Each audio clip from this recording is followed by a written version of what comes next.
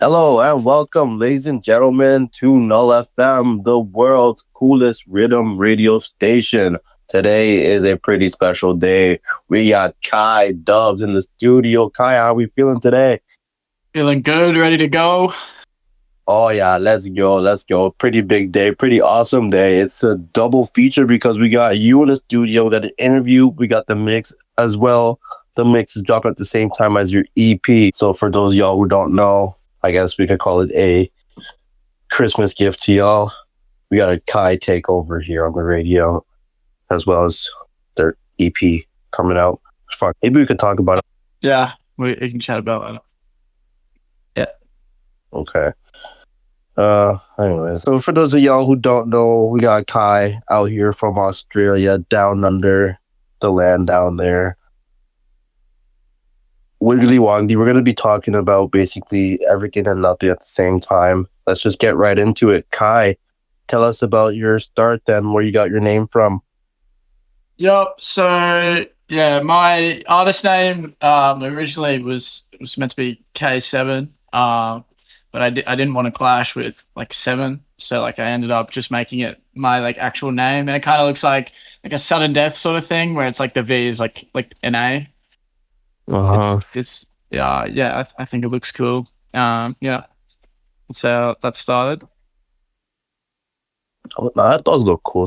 That's pretty cool as well. I did notice that in your Instagram bio, like you have it says pronounced Kai or whatever name. Yeah, everyone asks, like when everyone sees it, everyone's always like KV2 or Kvii, or like there's so many funny names, and I think it's like funny. Like I don't really mind what people say. But yeah, like, that's why I said that. I was just like, people can just call me by my name because it's easier. Awesome. And yeah, like I mentioned, you're based out of Australia and you're just out here. Tell us about like your introduction or your start into the dubstep / rhythm world. Yep. So probably when I was like 19, is when I like fully got into it. I like knew before I turned 18, like I was listening to Sudden Death, so I always wanted to go like raving, and luckily I fell into rhythm and nothing else. And yeah, like just seeing the energy of the crowds, like Australia, I'd say back in the day was like one of the best scenes, like behind Denver and Montreal and maybe Budapest, we were like 4.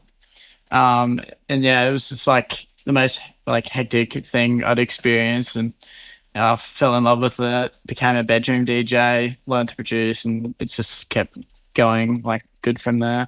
But unfortunately, our scene's like heavily died off. Yeah, is there like any particular reason? Like we've had a few, well, actually more than a few Australians on here, but like yeah, like the scene used to be lively, and like there's so many like talented motherfuckers based out there. Like what? Do you like know if there's a particular reason why the scene is like kind of dying out, as you guys say? Yeah, so everyone like says the reason was COVID. So like before COVID in Australia, like I guess our nightlife scene was just, you know, pumping, and everyone was going out, and people didn't really care about like spending money. People weren't tight with their spending, so they would just, you know, go out every weekend, and that's why like our rhythm events used to have so many people. And then yeah, post COVID, it was still good up until maybe like 2022, and that's when it really dropped off. Is it like more of like a lack of constant shows, or is it like a lack of like headliners coming down, or a bit of both? I think it's well, like back in the day, like post 2020, we used to be able to pay what the artists wanted because we had enough people going. And now in Australia, like the demand is sort of like the American artists and stuff want more than what our scene can offer. So we're sort of just like we're not like competing. So like yeah, I guess that's why we can't afford to like bring like big people over anymore like we used to be able to. Shout out inflation. Yeah, that's pretty much it. True that. When did you decide, oh, like, I like this enough that I'm going to start making music myself? Oh, I was just so obsessed with it. Like I used to watch like Havoc Brisbane, which is like shout out Havoc, they're, like the best events I've ever been to. They used to do like recaps of like when every artist had come through. Like I remember Calcium came, Infect came, and like I would watch the recap videos. Like as I got into it, and I was like, this is so cool. I wish I got to go to these shows. And yeah, like it pretty much just became my life. Like every rhythm show that there was on, I'd like be there as like a, fan. So yeah, I was like, I love this music so much. I want to make it now. And then you picked up on Ableton, FL. Uh, FL, yeah. Okay, yeah, let's jump into producing, more particular, like producing routine. Like when you hop into the DAW, do you basically come up with an idea on the spot, or like an idea you had some from like a couple days before, or do you just have like some completely different? Oh, usually like always like every producer's different, but I'll always start with making like a patch in like Maelstrom or like Harmor or Serum. I'll try making something I think that sounds cool, and then if I can eventually get something that I really like, I'll begin making the tune from that, and then yeah, I'll do like the intros at the end. Oh, so you'll sound design and then like drums placement, and then you'll do like your intro. Yeah, I always start with like the bass. Interesting. What is a producing hack that you learned or discovered on your own? Disperser is like my favorite plugin. I use that on like every tune I make. And like producing hacks are just like all the shortcuts. Like once you know how to like easy like copy and paste stuff and like open things based on the hotkeys, it makes it like really quick. If you could make up a plugin at the snap of a finger, what would it be called and what would it do? In FL, I wish we had like racks, which is what Ableton has. Literally, like part of the reason I've been learning Ableton is just to use like racks. Like there's some like just hectic fat racks that people have made that just like make your basses sound so much fatter. And like in FL, like I guess like patch isn't as advanced, so it's like harder for us to do stuff like that. Oh, and also like in FL, if they had like a randomize button, that'd be really cool as well. For some plugins that it doesn't let you randomize stuff. And one question I have in terms of producing is more of a collaboratory one. First, like, what is your favorite collab that you've worked on so far? Off the top of my head, I'd say probably Mind Flare's my favorite collab that I've done, just because of like how good it sounds. VB Anthem was really fun to make. There's also one that's like on the way with Drexus. That's pretty sick. We haven't released it yet. And then yeah, my like first big collab with Liven was like a pretty iconic one as well. For the VB Anthem, where's that soundbite from? So in Australia we have like a beer that's like very iconic in New South Wales called Victorian Bitter, and my Canadian friend Fogger, who was like in Australia at the time, was like addicted to this beer. Like that was his like go-to, and we were like, oh, it'd be funny if we like made a song about it. So yeah, that's how we found like a video of a guy like saying like you gotta have VB in the morning, and we thought it was really funny, so we like sampled it. Yeah, it is funny. It's great. So you have collabs with a Canadian friend here. You also kind of technically made a collab with the USA. You came to America over the summertime. How was that? Yeah, it was good. I had a really good time. I came over to like between Europe, like I did like a stopover in the USA and got to see Sudden Death play, and that was the only time I saw him play for the year, so it was worth traveling for. Yeah, I came down for that one as well. It's actually where I saw you play for the first time in that little, I don't know, that venue was really cool. It was like 4 rooms all playing sets at the same time, and you have to throw down in like a little bar with mechanical bull and everything. It was awesome. Yeah, that was cool. That was like a open decks thing, and luckily I got to play. Hell yeah! Would you come back to America? I'm actually really hoping that like down the track I can apply for a visa. So it's definitely something I'm looking into. Hell yeah! Yeah, I just signed with Nuclear Talent, which is like a agency based in Australia. Congratulations on that. Thank you. Yeah, I'm really excited to work with them going forward. Is this like your first time being represented by management, or you've been? Yeah, I've always been self-managed. I probably signed like just a month ago, and yeah, the plan is to like build up my like presence internationally, so I get more gigs when I move to Europe, which will be June next year, and like also playing out of state in Australia. I just want to go back to just to bounce off my collab question. I just want to ask, like, what are some of your favorite songs that you've produced yourself? Turkey Dub. I forgot that was a collab. Actually, that one's like my most popular tune. Check This, Wiseman VIP.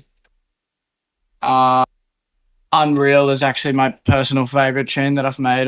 I really love this song. And yeah, I just hope there's like lots of stuff next year that just like, you know, tops what I've already done. This new EP that's coming out, I really like it. Yeah, let's dive into the EP. Tell us more about it if you are able to, because I know you got some tunes in the EP that's gonna be in the mix. Yeah, so right now I'm like very, very close to 3K following, and this is my sort of like thank you EP to like finish the year. 4 tunes in it: Making Moves, Phantom, Go Crazy, and Celebrity. And I think they're like very like sort of experimental, like sort of like a sort of new sound that I've like made, and I'm just seeing how it does and if people like it, because I had a lot of fun making it. Was the philosophy behind this EP that real gangsters move in silence, like lasagna? Are you able to like elaborate on that? Oh, it's a lyric from Lil Wayne about moving in silence. Yeah, that did not hit. I didn't listen to Lil Wayne. Yeah, I think it's like, this EP is just like a sort of like, you know, like this is like what I want to put out, and like this is what's the standard for the next year to come. It's like kind of like leveling up. That's why I called it like Making Moves. Nice. Love that. Yeah. Well, I can't wait for this to come out, and I can't wait to hear it as well. I'm definitely gonna have it on blast, and my neighbors are gonna also love it. Yeah, sick. I also would like to know about some of your influences, whether it be like EDM related or other music genres, or even like animes and television shows. Yeah, I think like my 2 biggest ones right now is like Infect from like when I was like early days. 100%, he was like my main inspiration, and he still is my like all-time favorite. After him, I'd say like Roy. Like after Roy's Northern Invasion set, like that has sort of just like set the bar for my mixing going forwards. Like I think I've really improved my mixing since listening to that mix. Awesome. We're gonna play a little game that we do here on our featured interviews with guests. It's called Keep or Yeet. I will bring up certain topics, and then you can just let us know if you would keep said thing or yeet it away, and then in a few words explain why. But off the rip, let's go with the TikTokification of flips, like the instant like grab at like a trending song, and someone makes a flip out of it like less than 24 hours. Like, yeah, so like if it's done really well, like example, like Automate's remix of like the song, the Love Tonight song. I can't. He called it like All Your Rhythm. Like, yeah, like stuff like that is really well done. But if you're just slapping like a square wave on top of like a popular song, then like probably a no from me. Copy. It's all about just like execution. Like if it's done well, then yeah, fair enough. So probably keep. Gotcha. Kind of on the same kind of topic in the TikTok realm. Is influencer DJs keep or yeet? Keep 100%. Shout out Taryn. That guy, yeah, is sick. Brings a lot of exposure to like the music. And then on the opposite end of influencer, we got bedroom DJs. Yeah, keep. I love whenever like people play my music and tag me. I think it's really cool because like, I was also one of those guys like, tagging artists and playing music in my bedroom. So yeah, it's cool to see. Hell yeah. This one is my favorite one to ask about. It's, do we keep or do we yeet tractor sustains? Keep tractor sustains. I think like if you're making tractor sustains that are like lawnmower dub by scissors, yeah, if you're doing it well, definitely keep. I think tractors are sick. Boris Turkey Dub's also like a really big shout. Like I really like what he did with that tune. Yeah, shout out Boris, shout out Scissors, shout out you, and shout out the Tractor Dubs. Keep or yeet gatekeeping? Okay, like keep gatekeeping plates. Like if you've got plates, actually, I'd say yeet gatekeeping actually because like if you are telling people what the plates are, then people are going to hit up that artist and support the artist, and also like yeah, people that gatekeep free downloads I think are like crazy. Like you know what I mean? Like it's a free download. Anyone should be able to like just play it. So yeah, I'd say yeet for gatekeeping unless it's like an unreleased ID that the artist isn't selling or something like that. Then you for sure. Like yeah. On a separate note, but like so under gatekeeping, what about like a producing method? Like if someone wants like a fattier bass and like it's just like something that's 2 clicks away on a certain plugin. Yeah. OTT, like everyone uses OTT. If there's a producer that's not using OTT and riddim, I'd say they're probably lying. So yeah, straight up OTT, and then like clippers as well, or like EQ. You can fully change the sound through like EQ. Oh. Yeah. I had another question in regards to producing. You use Reason as well, but is it just the rack or is it like the full Reason DAW that you also use? I only use it as like a rack. Sometimes I'll use like the Reason reverbs on other things, but yeah, I just use it as a rack, not a DAW. Okay, bet. Do you make it like do you purely sound design off of there as well? Like is that where mostly like your synths are coming from? Yeah, most of my synths come from Reason for sure. Well, let's talk about some of your favorite up-and-comers in the underground. Yeah, like just artists? Yeah, just artists and just like, I don't know, people you like to shout out, I guess. There's this guy called Melt Dubs who's been following me for a while, and I've seen this guy like improve like hella quickly. Shout out him. Guy in Japan called Sue or Sao, I can't remember. Oh yeah, with the crazy chops. Yeah, that guy's insane. Like, yeah, I definitely want to see him in Australia. Yeah, like I mean, Wyvern and Unknown, the boys have already been making hella moves. Boris is just making some absolute insane stuff right now. I want to poke your brain about your expectations for Northern Invasion. Yep. Like I just want to know like what you're expecting. Like it's gonna be your first time in Canada, right? Yeah, so I have always been like looking for sort of the void, like the thing, like, you know, Brisbane used to be insane and now just like is really, really like it actually like makes me really upset like that our scene's dead right now. You know, so like I feel Northern Invasion for me would be like that old feeling I had with like the crowd just going crazy and like constant mosh pits and yeah, that I've got tickets to like every single like after party, pre-party, and like the both days. And I'll be going to both day parties as well. So I'm gonna be getting my rhythm fix for sure. Oh hell yeah! Are you an afters kind of guy? Like kick-ons, we in Australia we call it kick-ons. Like you know, like after the event, going back to someone's like mixing till like Yeah.